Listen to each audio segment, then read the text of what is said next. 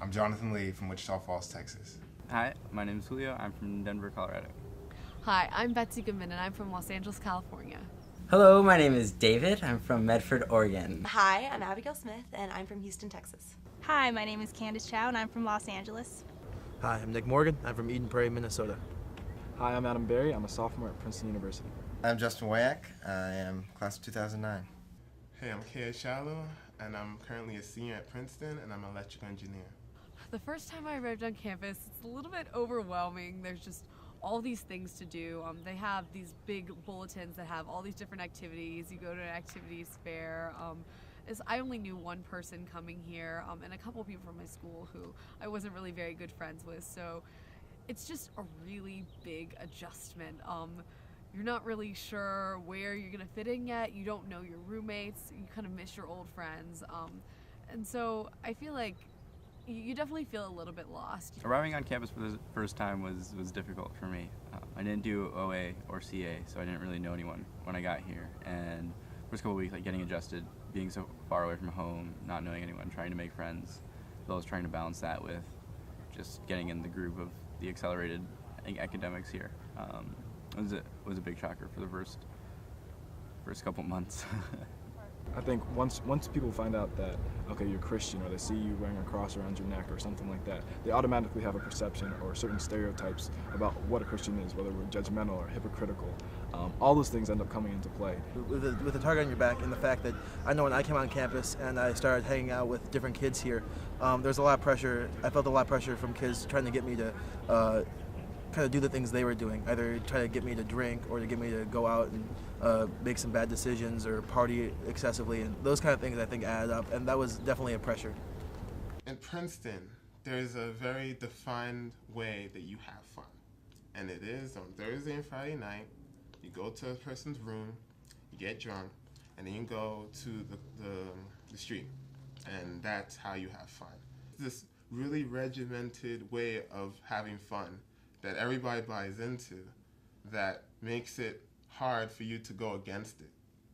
So because of that, it seems like everybody seems to be negatively impacting your faith. I feel like professors at Princeton are a little bit dismissive of Christianity.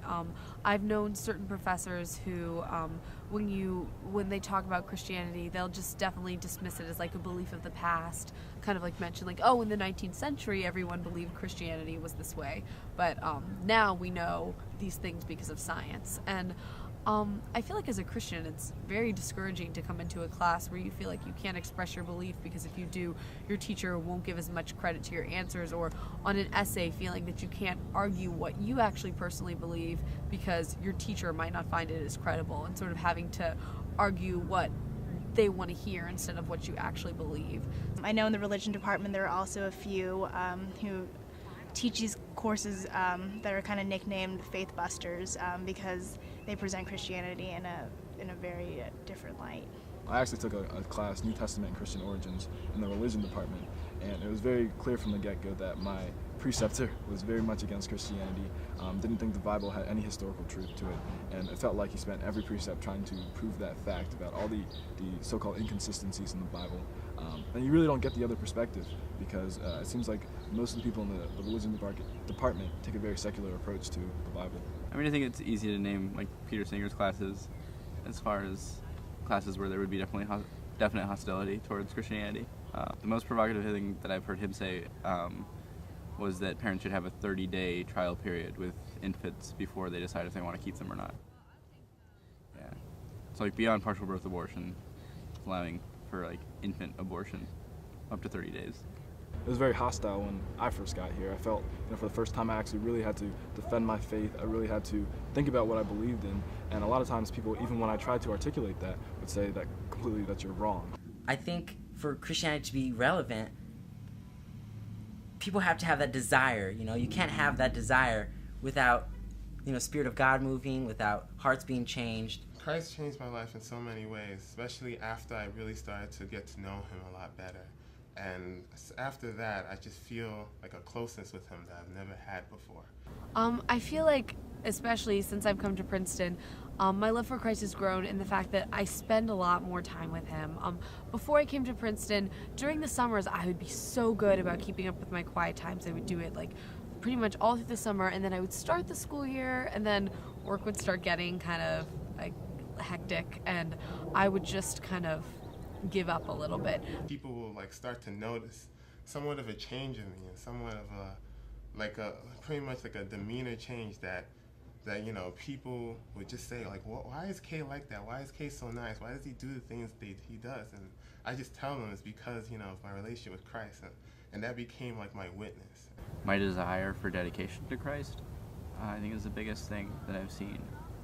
Instead of just having faith and quiet time and devotional to be something obligatory, like having it become something that I really am passionate about and really do have a desire for. About the gospel, able to say, you know, talk about it publicly. I was able to really just tell my friends, oh yeah, I'm going to Bible study, this is what it's about.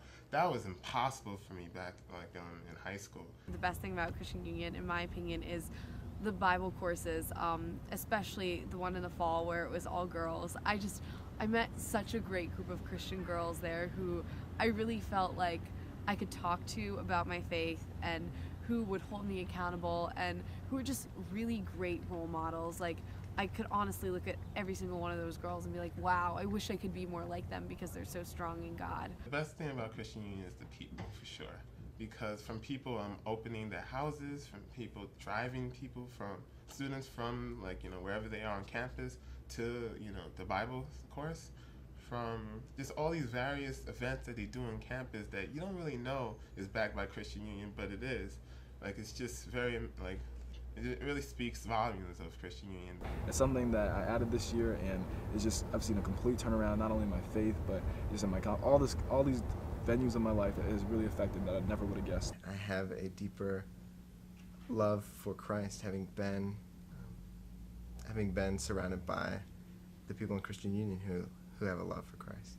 Here, like, I was able to really, like, you know, see people my age that are really interested in the gospel, and because of that, it really, like, you know, instilled what was necessary in order to move on to the next level, to whatever I wanted to do. And I really also do believe that, like, a large part of God, like, leading me to leadership, like, in my senior year, was because, you know, he wanted to instill that in me here at Princeton. I feel much more confident in terms of being more involved in Christian ministry for the rest of my college experience, and just in terms of being an adult. Like, I just view adult living kind of differently than I used to. I never really considered what it would be like to have a quiet time with God for the rest of my life, or to even have like a godly marriage and what a godly marriage would look like. I know we're doing Song of Solomon now as a Bible course with all the freshmen, and I never known that a marriage could look like that before. So I feel like, in terms of picturing what the rest of my life would look like, it definitely looks a lot different now that I've come to Princeton and been involved in Christian Union's ministries.